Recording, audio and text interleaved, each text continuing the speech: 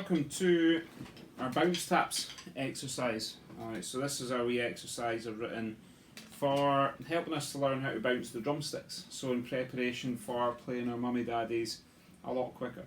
Because a lot of you will be at the stage where you're playing mummy daddies and you've got to that point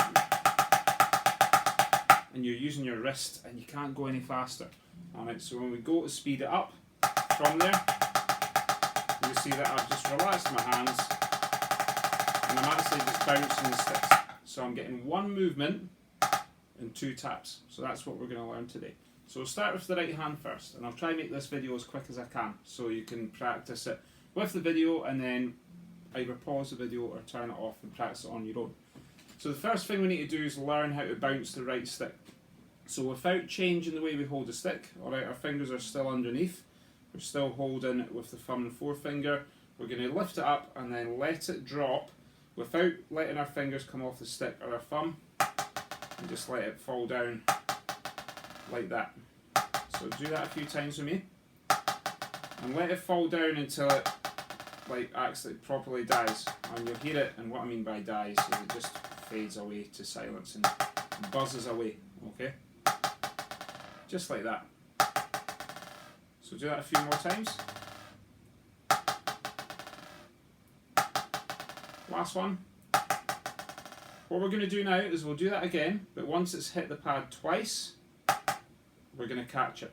And to catch it, all you need to do is bring your fingers into the back of your stick. You don't need to take them off to bring them back in, but once it's bounced twice, just catch it and either lift it up a little bit, like that, or just catch it in your hand. So let's try that a few times now. So you should feel one movement with your wrist, but you're bouncing the stick and getting two taps. So let's try that a few times. So this is the right hand first. And keep going. And we're just bouncing it nice and slowly, like that. If you wanted to bounce it faster, you would just push it down quicker. See how I'm getting a quicker bounce there? You can try that with me if you want, but you don't have to be able to do that yet. If I wanted to go even faster, I would just push it down even quicker. And I can use my fingers to snap it in to bounce it quicker, if I wanted to. So let's go back to the slow bounces with the right. So really relaxed bounces.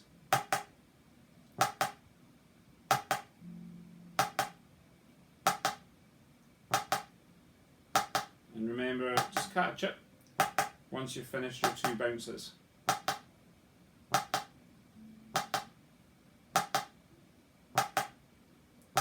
And one more. Done. And then we'll try the left hand now. So we'll do the exact same.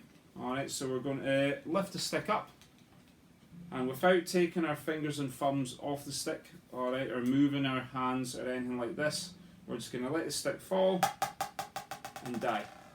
Okay, and to let it die, the finger that sits underneath the stick, your ring finger, you'll just, don't pull that out of the way, but just move it down a bit.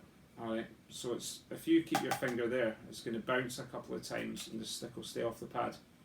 So let your finger fall down or come down to allow the stick to fall down. Alright, so let's do that a few times. We'll let it fall down and just die.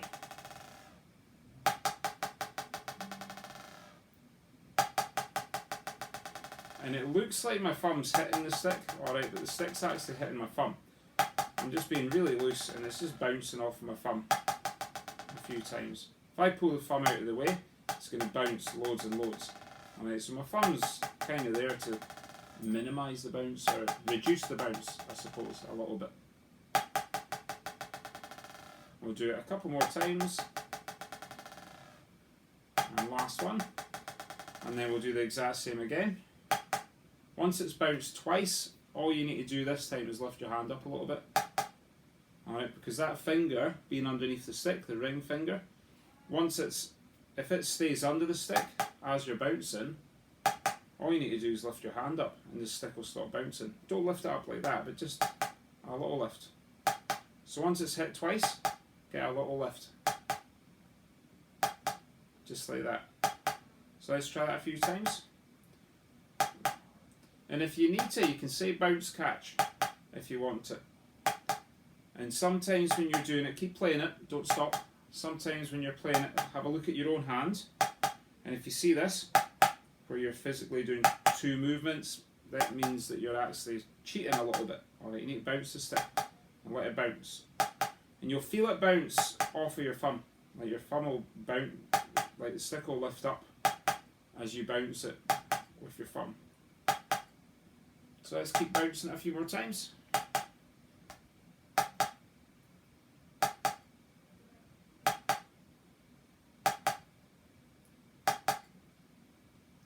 And this one's the same as the right. If you were to bounce it faster, you would just move your hand quicker.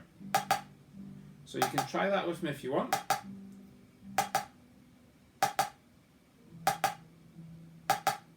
Just like that. And the catch is the same, you're just lifting your hand up.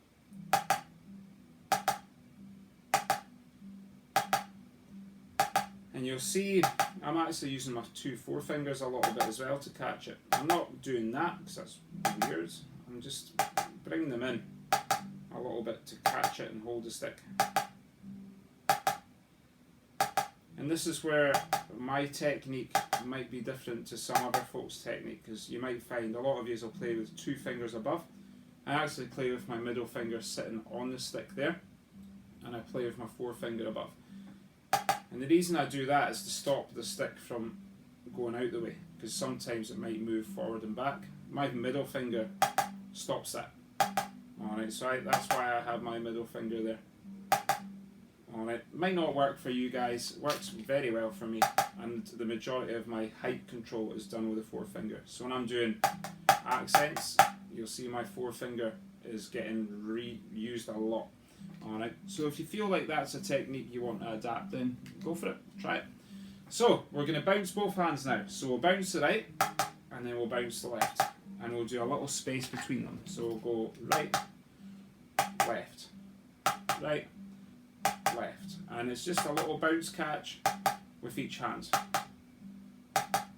So right bounce catch, left bounce catch, and let's keep doing that for a wee while.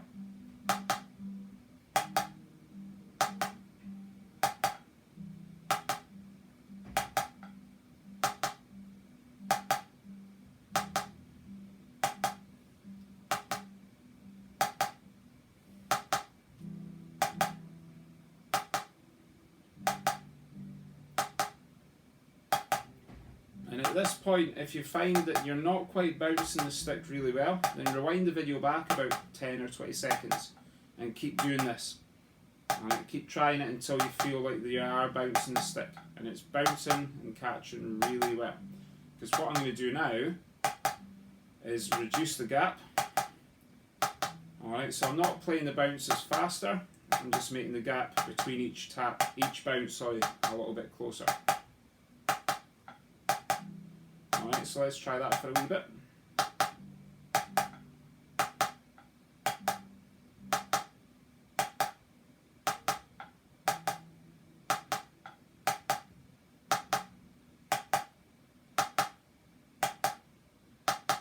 And then I'm going to make the gap a little bit closer. So again, the bounce is the exact same.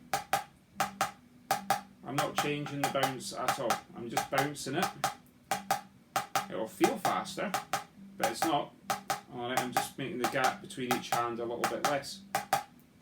And if you're quite clever, you'll see what I'm trying to do here. I'm going to eventually bring it so it's one hand after another. And we'll end up with a constant bounce. So I'm going to bring it a little bit closer now.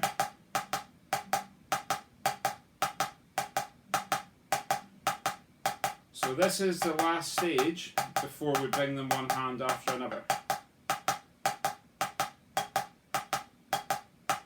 So let's try that for a wee bit.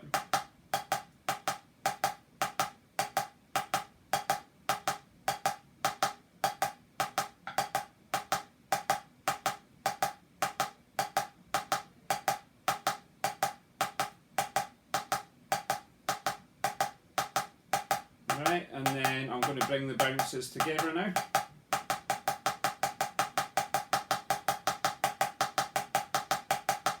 And again, all I'm doing is the same bounce as I was doing before, but I'm doing one hand after another.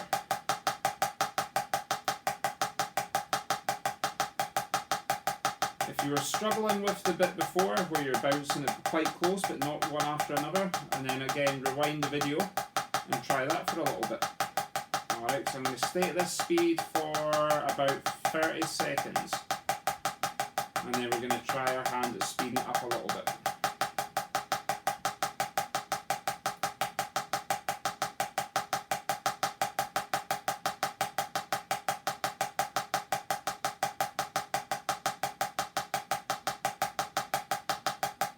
And you're trying your best as well at this speed to make both bounces look and sound the exact same. Right, I'm going to speed it up a little bit, so all we need to do is move our hands up and down that a little bit quicker. And you'll see that the bounce is the same, it's just that a little bit faster. Alright, so you'll need to adapt. Alright, either you'll need to tighten up with your hands, you might need to tighten your fingers and thumbs up just a touch to deal with this. Alright, but adapt it as you go. Alright, because everyone will be different. I've got quite big hands, alright, so I don't need to tighten up as much. Alright, everyone's hand shapes are different, everyone's technique will be slightly different. Keep playing this, alright, as I'm talking, but everyone's technique will be maybe slightly different. Alright, so everyone's way that they need to adapt to this will probably be different. And then we'll move our hands up and down a little bit quicker now.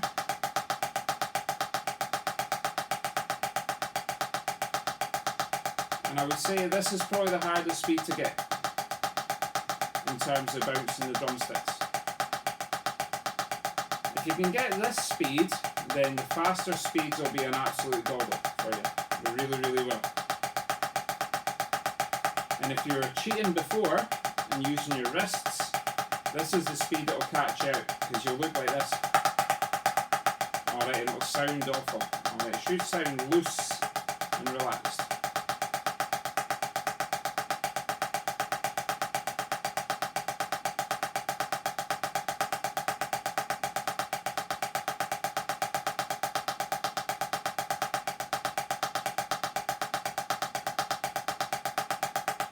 And I'll speed it up once more to there, and that's as fast as we'll go today, okay? And again, as I said before, you'll need to potentially either tighten up your grip or maybe use your thumb and fingers a little bit more on each hand to be able to play this comfortably. But whatever you need to do, do it. As long as everything's still loose, alright, so when you're playing it doesn't feel tight, and the doubles sound the same and they look the same. So you're not getting stuff like this or stuff like that. You're getting rid of that. Keep it the same. And as a little challenge, we'll do this for 30 seconds. So I'm watching the video. When it goes to 14 minutes, that's when I'm going to stop. And try your best to keep it nice and relaxed.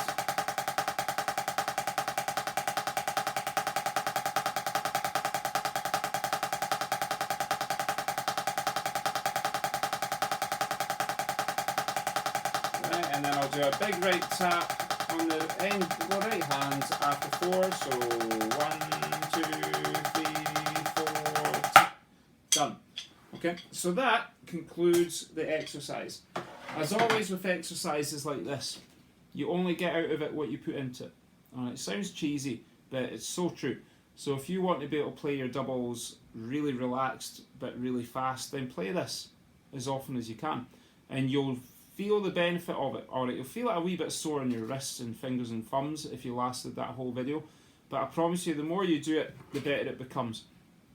Alright, and it's hugely important to have good control for your doubles, especially at this early stage. So it sets you up for future. When you're playing, if you're with the Preston Lodge band, when you're playing in our novice and juvenile band, we play a lot of doubles movements. So putting the effort and the time into it now will really, really help you in the future. Okay, so as always, if you've got any questions, give me a shout, and I look forward to our next video.